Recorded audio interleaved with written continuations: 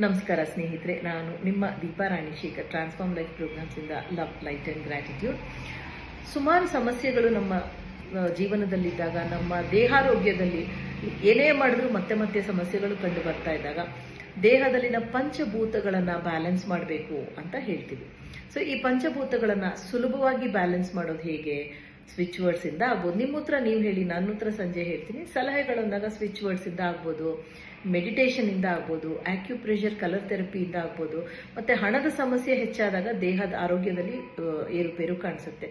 So ದುಡ್ಡನ್ನ magic ತರ ಗಳಿಸೋದು ಹೇಗೆ ಅಂದಾಗ, ಡಿಸೆಂಬರ್ 25 ಬೆಂಗಳೂರಲ್ಲಿ ನಡೀತಾ ಇರುವಂತ ನಮ್ಮ ವರ್ಕ್ಶಾಪ್ ಬನ್ನಿ, ನಾವು ಹೇಳ್ಕೊಡ್ತೀವಿ.